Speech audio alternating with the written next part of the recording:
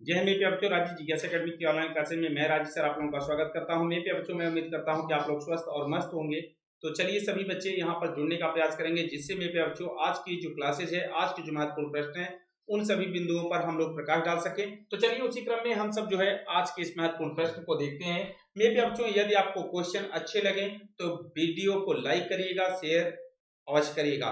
तो चलिए यहाँ पर हम देखते हैं कि सेरीकल्चर का संबंध निम्न में से किससे है। पहला ऑप्शन है रेशम कीट पालन, बी है मधुमक्खी पालन, सी है मत्स्य पालन और डी है केचुआ पालन। तो मेरे बच्चों यहाँ पर आपका सही जवाब क्या होगा कि सेरीकल्चर के अंतर्गत किसका अध्ययन किया जाता है, भैया किसका पालन होता है। तो यहाँ पर आप कहेंगे रेशम कीट पालन। तो यहाँ पर आपका पहला ऑप्शन सही हो जाएगा।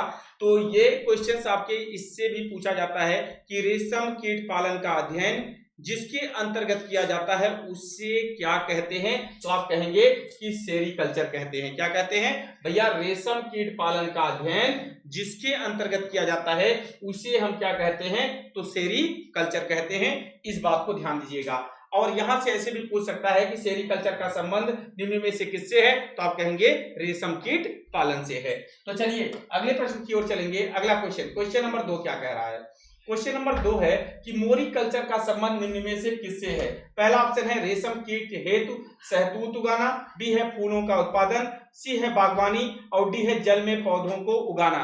तो मेरे बच्चों यहाँ पर सही जवाब क्या है? यहाँ पर भी आपका पहला ऑप्शन सही है कि भैया मोरिकल्चर का संबंध किससे है? रेशम कीट हेतु शहतूत उगाने से। तो भैया ये कहा जा सकता है कि भाई रेशम कीट हेतु जो है, जो हम शहतूत उगाते हैं, शहतूत से ही हमें क्या प्राप्त होता है? रेशम के कीट प्राप्त होते हैं, रेशम प्राप्त होता है। भैया शहतूत पे ही जो कीट बैठते हैं उसी से हमें क्या प्राप्त होता है? रेशम प्राप्त होता है। और इसका अध्ययन जिसके अंतर्गत किया जाता है उसे हम सब क्या कहते हैं? मोरिकल्चर कहते हैं। क्या कहते हैं भैया? यहां पर ध्यान देना, रेशम कीट का अध्ययन जो है जिसके अंतर्गत किया जाता है मेरे प्यारे बच्चों, तो उसको हम क्या कहते हैं? हम कहते हैं मोरिकल्चर कहते हैं। इस बात को ध्यान देना। इस प्रकार से प्रश्न नहीं पूछ सकता है और ऐसा भी आपसे प्रश्न पूछा जा सकता है। तो चलिए अगले प्रश्न की ओर चलेंगे। अगला क्वेश्चन हमारा क्या कह रहा है, इसको भी हम लोग समझने का प्रयास करेंगे। क्वेश्चन नंबर 3 क्या है?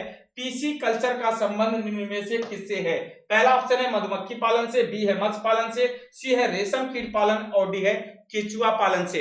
तो मेरे बच्चों यहाँ पर आपका सही जवाब क्या होगा? यहाँ पर आपका ऑप्शन जो है बी सही हो जाएगा, मत्स्य पालन। तो मेरे बच्चों आपसे जो क्रॉस क्वेश्चन ऐसे भी बनता है कि मत्स्य पालन का अध्ययन जिसके अंतर्गत किया जाता है उसे किस नाम से जाना जाता है। तो आप कहेंगे सर जी मत्स्य पालन का अध्ययन जिसके अंतर्गत किया जाता है उसे कहते हैं पीसी कल्चर। क्या कहते हैं अमन भैया?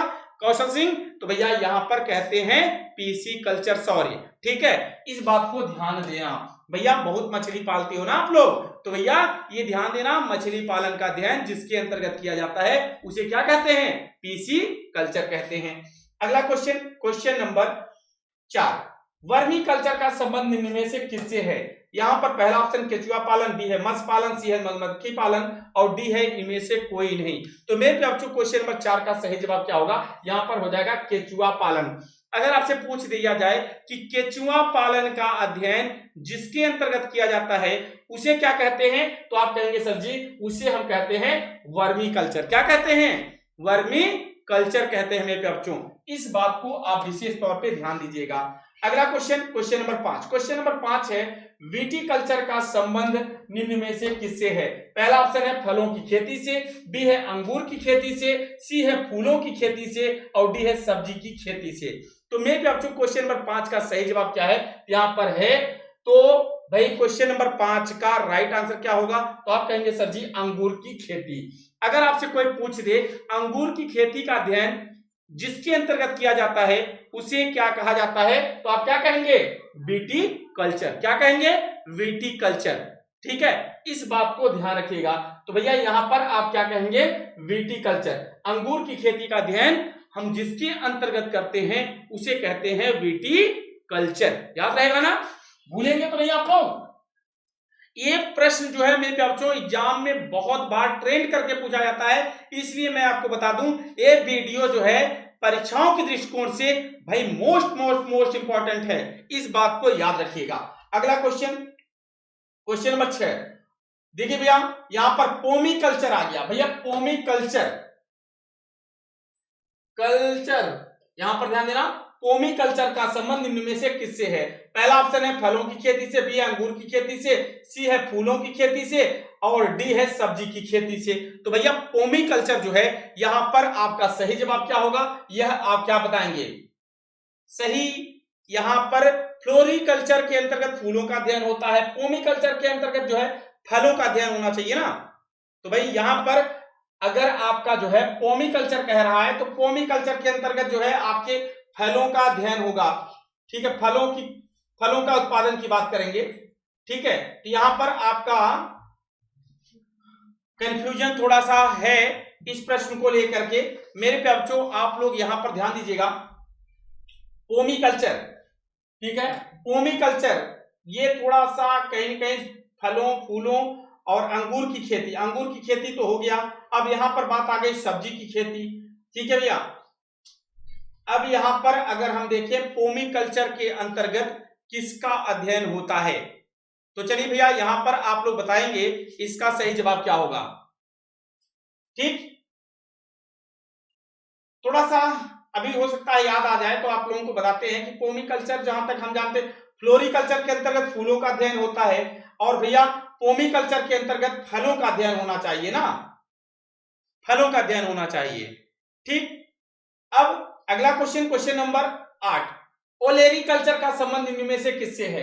तो भैया ओलेरी कल्चर सब्जियों का उत्पादन, बी है फूलों का उत्पादन, सी है फलों की खेती और डी है इनमें से कोई नहीं। तो मेरे बच्चों यहां पर आप बताएंगे क्वेश्चन नंबर 7 का सही जवाब क्या होगा। यहां पर आपका ऑप्शन हो जाएगा ए, ओलेरी कल्चर के अंतर्गत सब्जियों का अध्ययन होता है, या आप कह सकते हैं सब्जियों का जो अध्ययन होता है वो किसके अंतर्गत किया जाता है उसके उत्पादन के विषय में, तो भैया वो होता है आपका ओलेरी कल्चर। इस बात को याद रखिएगा, ठीक है। और आगे की ओर चलते हैं, अगला क्वेश्चन क्या कहता है इसको भी हम लोग समझने का प्रयास करेंगे।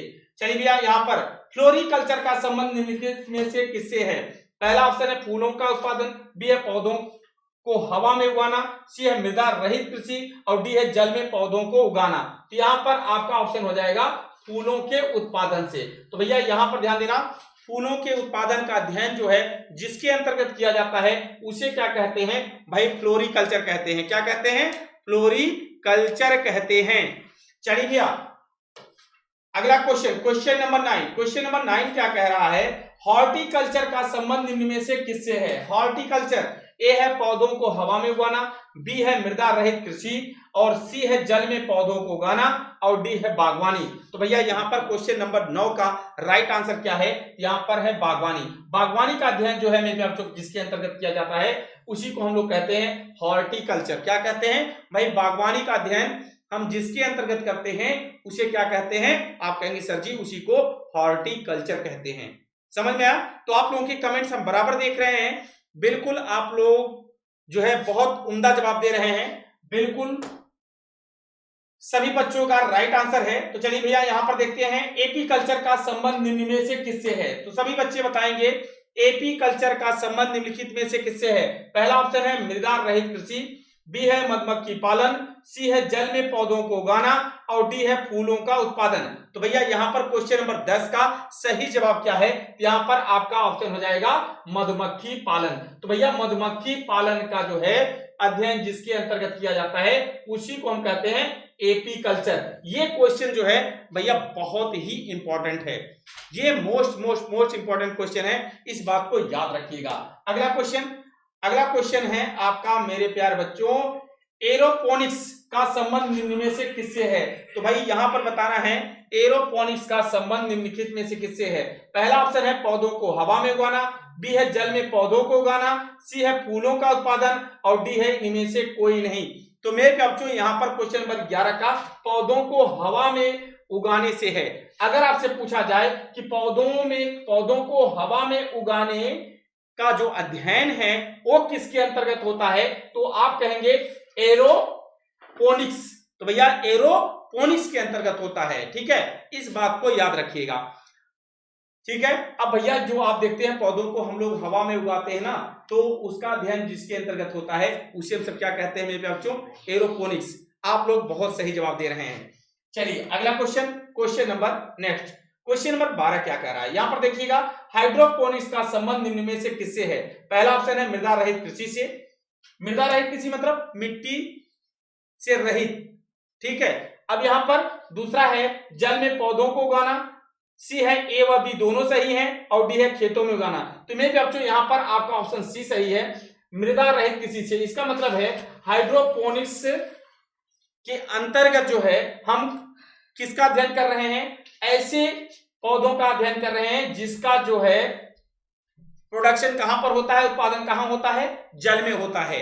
किसमें होता है, ऐसे पौधे जो जल में पैदा होते हैं, जो जल में उगते हैं, भाई यहां पर उसका अध्ययन जो है किसके अंतर्गत होता है, हाइड्रोपोनिक्स। आप ऐसा भी प्रश्न पूछा जा सकता है कि मृदा रहित कृषि या जल में पौधों को उगाना जो है उसका अध्ययन किसके अंतर्गत किया जाता है, तो आप कहेंगे सर जी हाइड्रोपोनिक्स। और क्वेश्चन नंबर जो 7 था, 7 ही था ना, उसका सही जो है फलों का उत्पादन होगा। क्या होगा, फलों का उत्पादन। इस बात को याद रखिएगा।